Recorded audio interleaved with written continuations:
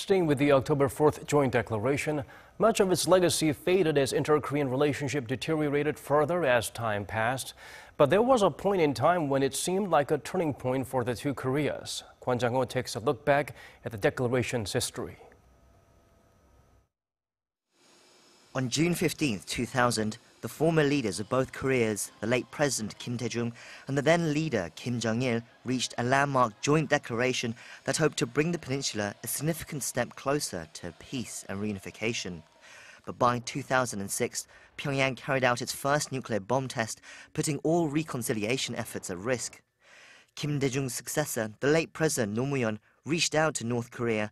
On October 4, 2007, a new joint declaration was agreed to try and get back on the path towards reunification. If the first inter-Korean summit and declaration were about establishing a new relationship between the two Koreas, the second declaration was about reinforcing and driving home that relationship and cooperation.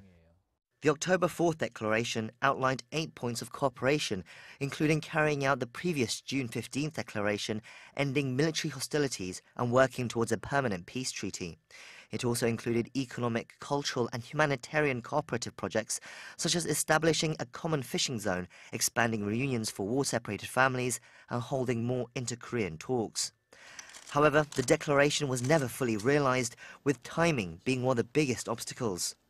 Just 2 months after the declaration was signed, Roh's term finished and Lee Myung-bak won the presidential election, starting 2 consecutive administrations of conservative rule that would eventually and gradually cut all economic, humanitarian and communication ties with North Korea.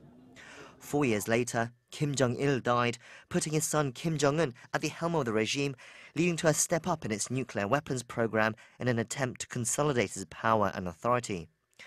During these last 10 years, North Korea carried out 5 more nuclear tests, almost 100 missile launches, and faced 15 UN Security Council resolutions.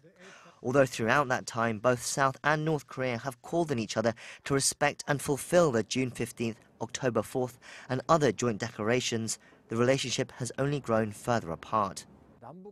The greatest change to the inter-Korean relationship has become the nuclear one. In the past, it might have been possible to bring security and peace through building friendly ties, but now the North's nukes are the primary issue that stands in the way of peace, of inter-Korean ties, and relations with the U.S. as well. When President Moon Jae-in came into office in May this year, there had been hopes that the Liberal president would be able to improve relations with the North, especially as a disciple of the late Roh Moo-hyun, who engineered the October 4th declaration. But with Pyongyang continuing its nuclear weapons development and Kim Jong-un spiraling war of words with Donald Trump, tensions on the peninsula have reached unprecedented levels, leaving Moon with the difficult challenge to make a breakthrough and pick up where the declaration left off.